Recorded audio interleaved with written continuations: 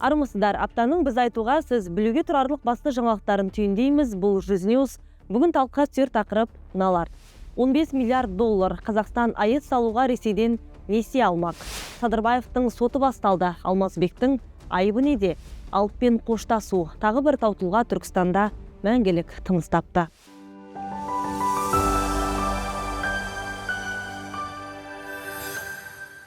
Енді рет-ретімен Мойынқұм Қазақстанда салынатын екінші атом электр станциясы осылай аталмақ. Атауы бар, бірақ отауы жоқ. Біздің билік екінші АЭС-тің қайда тұрғызылатынын әлі шешпепті.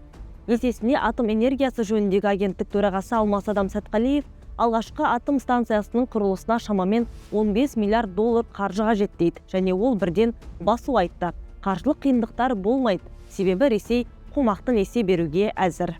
Проблем с финансированием по нашей станции не будет. Қаржыландыруда мәселе туындамайды. Ресей Федерациясы Қазақстан үкіметіне мемлекетаралық несие береді. Правительство Республики Казахстан Қажет қаржының болжамды сомасы 15 миллиард доллар. В районе 15 миллиардов долларов США. Керек емес шығар. Қазақстанның өзі бай ел ғой негізі. Оның зияны халыққа да нагрузка болады бір жағынан. Оның халықтың арқасында сол несиені жабады. Үкімет өз қалтасына жаппайды ғой оның бәрін. Сол емес пе? Халық көбейді, тоқ көп ландарындайға кетуге. Мен қолдаймын. Так, несие алған дұрыс емес. Ол шығын болады Қазақстанға. А почему нет? Что в этом плохого? Даже наоборот же хорошо для нас. И как мне, как потребителю. Пәтер. Да, почему нет? Весь мир на этом держится, на атомных электростанциях. Не стоит деп ойлаймын. Керек емес.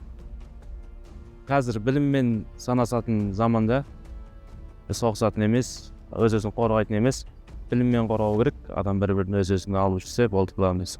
Білім негізі оның плюс жақтары мен минус жақтарын салыстырып қарау керек. Мысалға көбірек табыс түсетін болса, егер салатын болса, онда істеу керек. Дұрыс емес ой деп ойлаймын. Россия қазір енді андай қалыпты жағдайдағы мемлекет емес қой. Соғысып жатыр дегендей. Сол жағы да бар. Тәуекелдес. Иә, мысалы, оларға ақша жетпей қалып бізді бопсалауы мүмкін, жер бер деген сияқты. Осы аптада Қазақстанға мемлекеттік сапармен Монғолия президенті келді. Бұл сапарды тарихи деуге әбден болады. Себебі қанша жыл көрші тұрсақ та, 20 жыл ішінде бұл елдің президенттері біздің елге мемлекеттік сапар жасамапты. Біз киіз үй мәдениетінің мұрагерлеріміз, деді Тоқаев Ақордада Моңғол президентін қарсы алғанда. 57 жастағы Қырелсүх елді 5 жылға жоқ басқарып келеді. Елдің 6-шы президенті. Қазір Қазақстан мен Монғолия арасындағы тауар айналымы 130 миллион доллардан әрең асты. Бұл өте күлкілі көрсеткіш дейді экономистер. Ендігі меже айқын. Ол арадағы сауда айналымын 500 миллион долларға жеткізу. Және осы сапарда оның жолы айқындалды да. Әуелгісі әуе қатынасы, Астана Ұлан Батыр және Өскемен Өлгей бағыттарының қайта ашылуы туризм үшін ғана емес, бизнес байланыстарды жандандырмақ. Екіншісі тікелей автожол. Егер Қазақстан мен Монғолия арасындағы тікелей көлік дәлізі пайда болса, онда біз Қытайда айналып өтетін альтернативті маршрут аламыз. Қазір Монғолия экономикасы 6,8%-ға өсіп келеді. Бұл сұрапыл дамып келе жатқан нарық. Ал өсіп жатқан нарық әрқашан импортқа мұқтаж. Қазақстан дәл осы сұранысты жаба алатын позицияда тұр. Ол үшін логистика жұмыс істеу керек. Сондықтан бұл келіссөздің мәні достық емес, өткізу қабілетіне көбірек бағытталды деп айта аламын. Егер Қазақстан Монғолия бағытын дұрыс аша алса, Қытай мен Ресейден бөлек балама контур қалыптастыра алар еді. Монғолияның біз үлгі алатын бір тұсы бар, ол ауыл шаруашылығы. Елде 70 миллион бастан астам мал бар.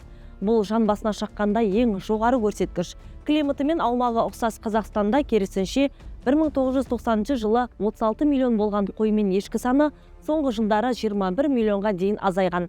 Ал оны көбейтудің бір амалы сол субсидияны бөле алмай қырық пышақ болып соттасып жүргеніміз тағы бар. Сондай істің бірі фермер әрі қоғам белсендісі Алмазбек Садырбайға қатысты.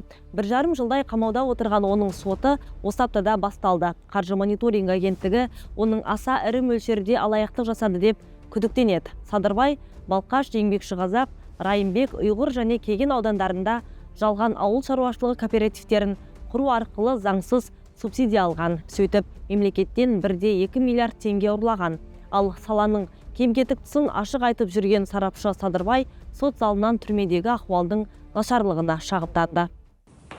Масло сливочное, вы сколько раз в день едите все? Сарымай. Айтыңыздар, күніне неше рет сарымай жейсіздер?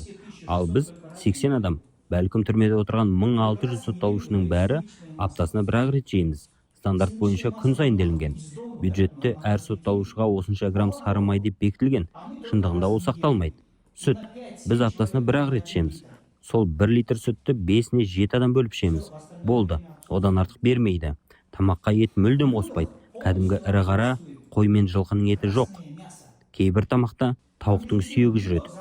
Меніңше тауықтың етін сылып алып, сәлде болсын дәм берсін деп, құр сүйек салып пісіріп бізге береді. С куриной тушки. И кости закидывают нам в блюдо. Қазақтың жігіттерін жігерлендіретін енді ешкім жоқта. Осы аптада қазақ жұрты Мұхтар Шахановты ақтық сапарға шығарып салды. Осылайша тағы бір алып Түркістанның қасиетті топырағында мәңгілікке тыныс тапты.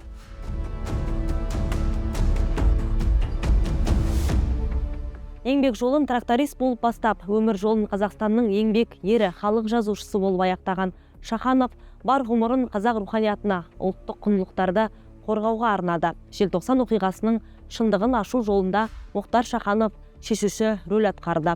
Совет билігі кезінде ұзақ уақыт бойы тыйым салынып келген Наурыз мейрамын қайта жаңғыртуға белсенді атсалысты.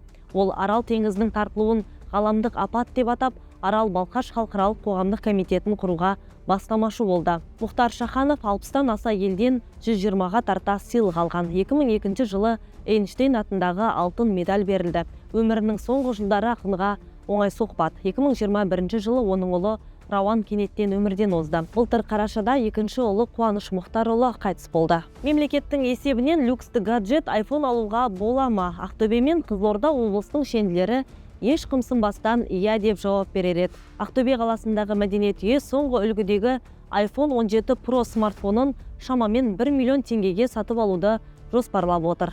Ал Қызылорда облысының қоғамдық даму басқармасы дәл осы құрылғыны 1 миллион 150 мың теңгеге сатып алмақ. Техникалық сипаттамалар сұмдық. Жады 1 терабайт, секундына 120 кадр жиілігі мен 4К бейне түсірілім, сапфир шынысы бар. Материалдың толық нұсқасын біздің сайттан оқи аласыз. Аптаның айтары осы. 100 медианы оқи жүріңіз. 100 келесі жүздескенше жүзіміз жарқын болсын.